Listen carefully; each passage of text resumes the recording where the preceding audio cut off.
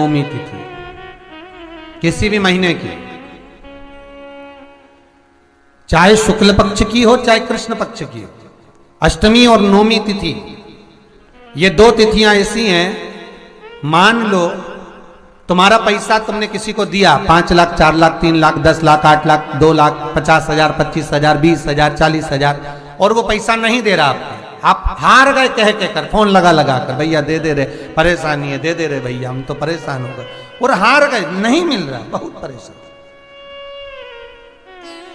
तो महाराज या नवमी तिथि के दिन आप मां जगतजननी जगदम्बा का शिव के साथ में, शिव शक्ति का स्मरण कर कर देवी के नाम की 9 आहुतियां, सूखे बीले की, मतलब बीला जो सूख चुका है, फल जो सूख चुका है, उसकी 9 आहुतियां अग्नि में शंकर और सती के नाम से, शंकर और शिव के नाम से समर्पित करें, और आखिरी आहुति जो समर्पित करें उसमें थोड़ा सा भाग तिल का, और तिल भी काली नहीं चढ़ती उसमें, श्वेत तिल का भाग उसके साथ लगाकर समर्पित करें, और जिससे धन लेना है उसका नाम लेकर वो समर्पित करें महाराज, उसको सुध आएगी और वो पैसा किसी भी हाल में आपके हाथ में थमाकर जाएगा ही, ये पक्का है। उसकी आहुतियां, हे जगतजननी हे जगदम्बा, तेरा नेत्र बिंदु से जो प्रकट हुआ वृक्ष है बेलपत्र का, उस वृक्ष की एक एक जड़ हो, टहनी हो, डाली हो, फल हो, शूल हो, वो सब मुझे अंगीकार है, मुझे स्वीकार। लक्ष्मी, वो कौन से 2 स्थान हैं जहां तू जाना पसंद नहीं करती? लक्ष्मी, वो कौन से 2 स्थान हैं जो व्यक्ति धारण करता है तो उस व्यक्ति के पास में से 2 साल में, 4 साल में, 6 साल में, 8 साल में तो रुष्ट होकर चली जाती है? वो स्थान कौन से है? तो 2 स्थान माता लक्ष्मी ने बताए हैं। पहला, फूटे हुए बर्तन में भोजन करना। कौन से बर्तन में? जम के बोलिए जरा। जो टूटा बर्तन होता है, खंडित बर्तन होता है, फूटा हुआ बर्तन होता है, कहीं गिलास की किनोर टूट गई है, कहीं कटोरी की किनोर टूट गई है, कहीं थाली की किनोर टूट गई है, और तुम कहीं प्लेट की किनोर टूट गई है और तुम उसमें भोजन कर रहे हो, तो टूटे हुए बर्तन में भोजन करने वाले के पास में लक्ष्मी छिन्न हो जाती है, उसका भाग्य भी फूटे हुए बर्तन की तरह हो जाता है। ये लक्ष्मी का। और दूसरा, फटे हुए वस्त्र धारण करने वाले का भाग्य भी फटे हुए वस्त्र की तरह, जैसे फटा हुआ कपड़े का रेसा रेसा निकलता है, उसी तरह फटे हुए वस्त्र धारण करने वाले की भी जिंदगी में परिश्रम का रेशा निकलता रहता है, पर उसको सुख का भान नहीं होता। आज के जमाने में ये फटे हुए कपड़ों का फैशन आ गया, ये बड़ा दुख की घड़ी है।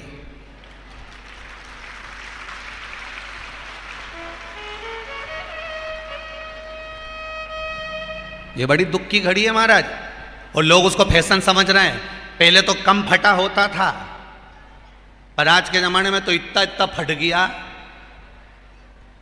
ऐसा लगता है कि दिवाली का बम चलाने गया था दीपावली पे, और बम कपड़ों के बीच में से फट गया।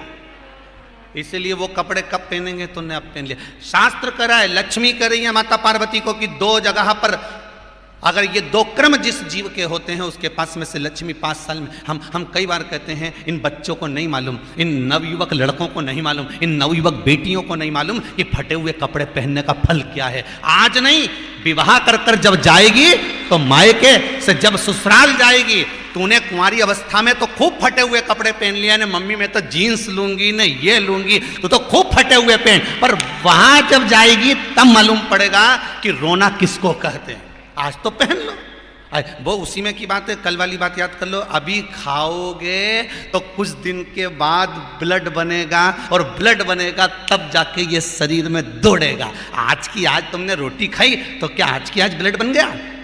जम के तो बोलो रे खरगोन वालों, नहीं बनाना। आज खाया है तो ब्लड 8 दिन में, 4 दिन में, 6 दिन में, 2 दिन में, 5 दिन में, 3 दिन में बनेगा। आज की आज ब्लड नहीं बनेगा। आज खाया तो 2 दिन में ब्लड तैयार होकर तुम्हारे शरीर में दौड़ेगा, शरीर में दौड़ेगा तो तुम्हारा शरीर भी चलेगा। उसी तरह तुमने अगर युवानी अवस्था में कुंवारी अवस्था में ये फटे हुए कपड़े पहने हैं, तो जब तुम्हारी अवस्था बढ़ेगी ना, आज नहीं रोना पड़ रहा। आज के जमाने में तो फैशन है साहब, फैशन है तो आज पहन ले, बाद में रो ले, रो बाद में बैठ। नहीं, ताली बजाने से कुछ नहीं होगा री जीजियो, फालतू की बात है। आज यहां से जाते से ही अपने को एक ही काम करना, जितना फटा हुआ कपड़ा है इनके सबके पोछा लगा दो, बाल्टी में डुबाई डुबाई के। ये ताली बजाने से कुछ नहीं होगा। लोग तो कब से चिल्ला रहे हैं हम सुधरेंगे, जम के तो बोलो। गायत्री परिवार वाले रोज चिल्लाते हम सुधरेंगे, हम बदलेंगे। कब बदलोगे?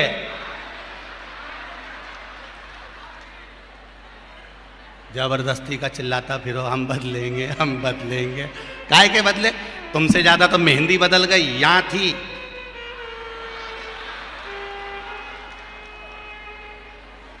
और बची कुची थी तो यहां पहुंच गई,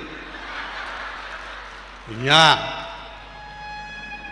और पूर्णा कथा करने गए हड़पसर में, तो वहां पूछ लिया हमने, हड़पसर में जाकर तो हमने पूछा, तनु इधर आ बेटा। अब जजमान के घर की छोरी, हमने कहा बेटा ये तूने क्या करा?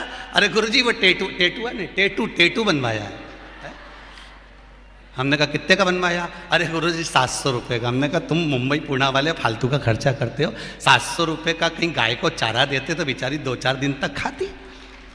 अब 700 रुपये का तूने टेटू बनवाया। अरे गुरुजी फैशन चल रहा है। तो हमने कहा बनवाने की जरूरत क्या थी, खुद बना लेती, फ्री में बन जाता। तो क्या गुरुजी अपना हाथ नहीं पहुंचे? नहीं। हमने कहा कैसे नहीं पहुंचे? पहले दीवार पे बना, उन्हें चिपक जा। कैसे नहीं पहुंचे?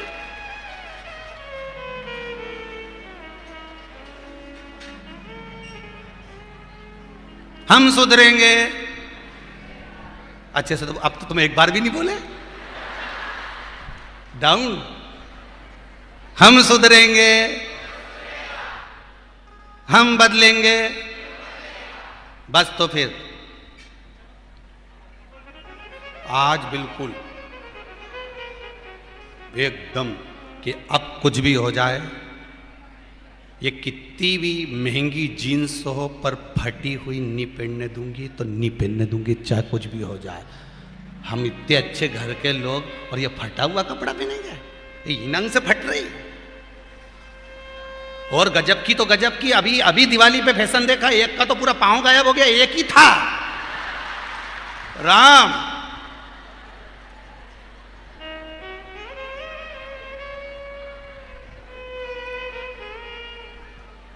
ए सुधर जाओ रे, जितने सुन रहे हो, नहीं तो सिधर जाओ रे।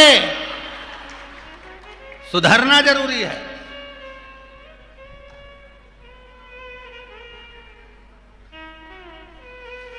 फटे हुए वस्त्र विधारण नहीं करना। घर की बेटियां, घर के लोग ऐसे कपड़े पहने, ये श्रेष्ठता नहीं है महाराज। थोड़ा सुधार। कहा शरीर को भोगना था, फिर मनुष्य क्यों ये जीव आत्मा क्यों भोग? क्योंकि जीवात्मा मरती नहीं। इसको जब भुगताया जाता है तो ये भोगती रहती है, भोगती, तड़पती है, चिल्लाती है, अब नहीं करूंगी गलती, क्षमा कर दो मुझको।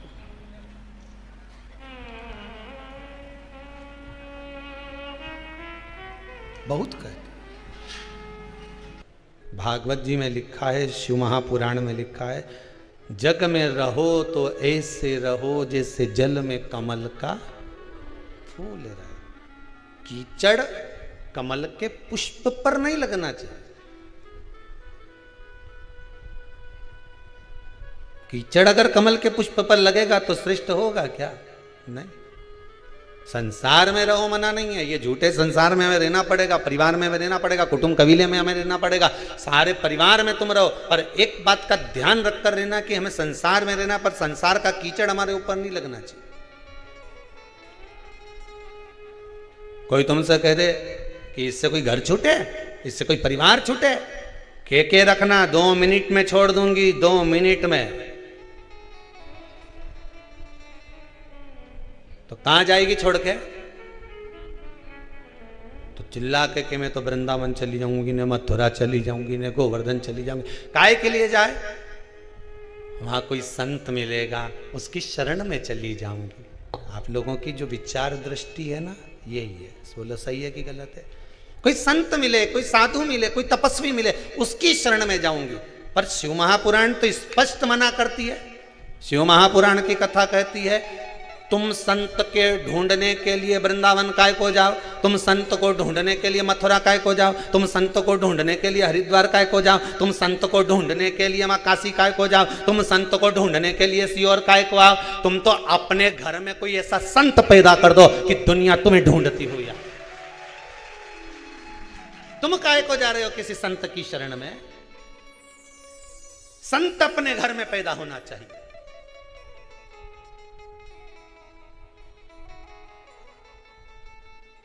जिसको देखो रोती रोती एक ही बात कि मैं तो किसी संत की शरण चली जाऊं। काहे को जाए?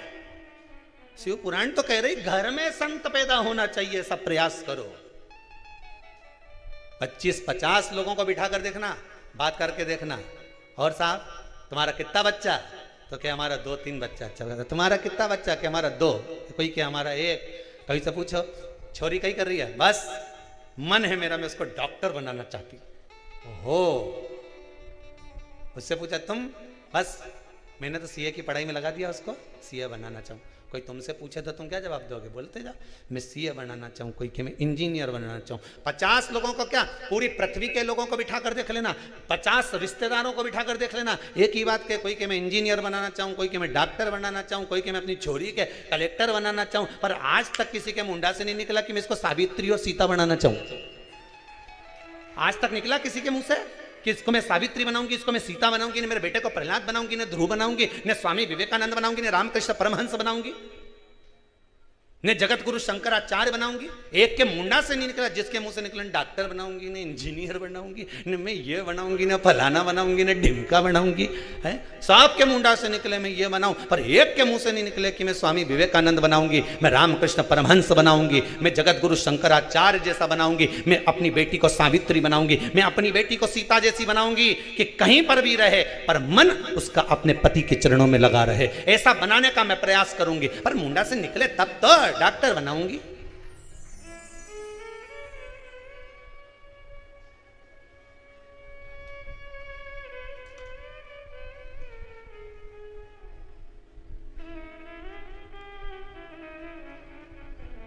सबको धन दिख रहा है, इंजीनियर बनेगा मेरा बेटा तो खूब जम के बोलो कमाएगा, डॉक्टर बनेगी मेरी बेटी खूब कमाएगी, सीए बनेगा मेरा बेटा खूब कमाएगा,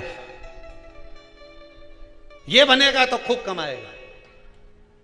एक दिन कलम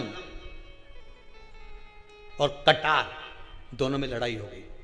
कटार ने कलम से कहा कि कलम गजब की है रे तू, मैं तो 1-2 साल में एक बार लोगों को काटूं पर तू गजब करे रोज काटती फिरे। कलम रोज ना जाने कितनों को काट देती है। जिसकी पास धन नहीं, संपदा नहीं, वैभव नहीं, किसी के यहां गए साहब देखना मेरी तबीयत खराब है, कलम ने लिख दिया जाओ ये जांच कराओ, कटा कि नहीं कटा? जरा सा सिग्नेचर करा, टेंडर पास, कटा कि नहीं कटा? कटार तो केवल साल भर में 6 महीने में एक बार काटती है, पर कलम तो रोज सुबह से लेकर शाम तक काटती रहती है, ना जाने कितनों को काटती है, कितनों को। दोनों में विवाद, दोनों में लड़ाई चल रही है।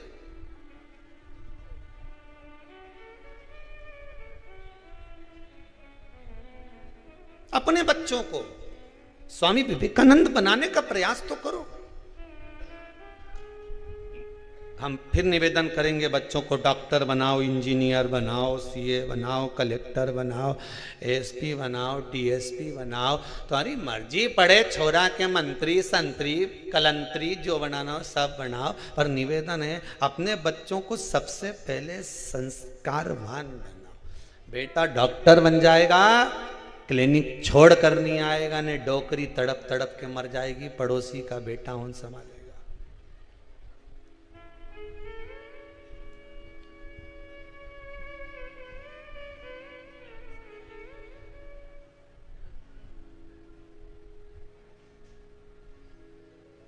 हो सकता है कि इस संपूर्ण विश्व सागर में किसी को तन की तकलीफ हो, किसी को मन की तकलीफ हो और किसी को धन की तकलीफ हो, उसकी पूर्ति कौन करेगा? मान लो अगर मैंने बना भी दिया इस संसार सागर को, ब्रह्मा जी कर रहे हैं, अगर मैंने बना दिया इस संपूर्ण सागर को, अगर मनुष्य की देह भी बना दी, तो इसका भरण पोषण करने वाला कौन होगा? स्वयं त्रिकालदर्शी शंकर भगवान विष्णु किया। तो भगवान विष्णु उठकर खड़े हो गए कि भोलेनाथ आए हैं, आइए प्रभु पधारो, आपका आगमन हुआ है नाथ।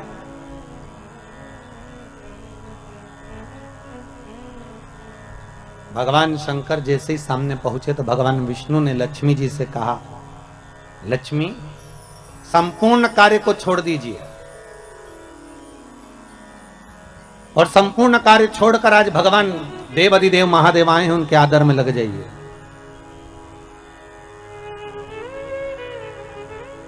बड़ी मुश्किल से आए हैं,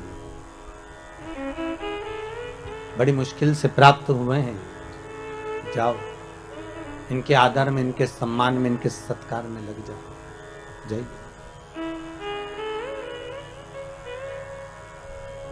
लक्ष्मी जी सबसे पहले अगर कहीं गई तो माता लक्ष्मी ने, जैसे भगवान विष्णु ने कहा कि इनका आदर करो, सम्मान करो, सत्कार करो, तो लक्ष्मी जी अगर सबसे पहले अगर कहीं गई तो माता पार्वती के पास गई और जगत जननी जगदम्बा पार्वती जी ने पूछ लिया, लक्ष्मी कैसे आना हुआ, क्या बात है, तुम्हारे आने का कारण क्या है, तुम क्यों आई हो? लक्ष्मी जी बोली, पार्वती आज भगवान भूत भावन भूतेश्वर भगवान शंकर, आज त्रिलोकी का नाथ त्रिकालदर्शी कैलाशी अविनाशी शिव बैकुंठ में आए हैं। पार्वती जी बोली कि शंकर और बैकुंठ?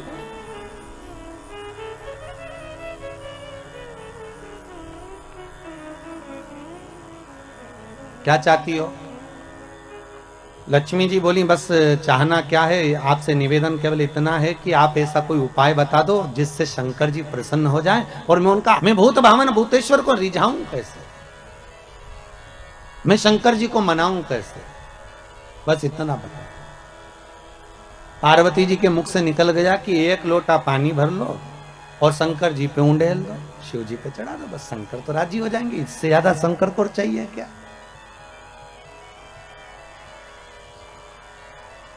अब लक्ष्मी जी ने बड़े मन से पार्वती से कहा कि शंकर को पानी तो चढ़ा दूंगी मैं, पर एक निवेदन करूं मैं कि शिव को कौन सा जल प्रिय लगता है, हम शंकर को कौन सा जल चढ़ाने कि शंकर प्रसन्न हो जाए।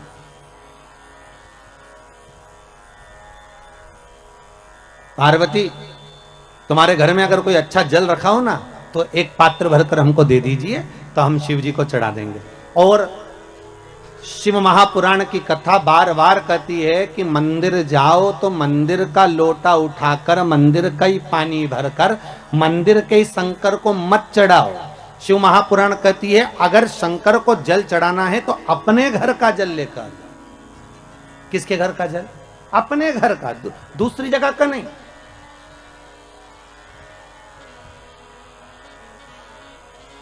आपके द्वारा लाया गया, आपके द्वारा लेकर गया हुआ जल। अब पार्वती जी से लक्ष्मी जी ने एक लोटा पानी मांग लिया और वो जल ले जाकर लक्ष्मी जी जैसे ही पहुंची बैकुंठ में, भगवान शंकर को देखा, शंकर जी को देखकर लक्ष्मी जी ने एक लोटा पानी शिव जी पे डाल दिया। शंकर भगवान, अब अभी तो भगवान विष्णु को बोलना था हर हर महादेव, शंकर भगवान खुद बोल दिया हर हर महादेव। तो जैसे ही बोले हर हर महादेव तो भगवान विष्णु समझ गए जरूर कुछ गड़बड़ हो गई हो।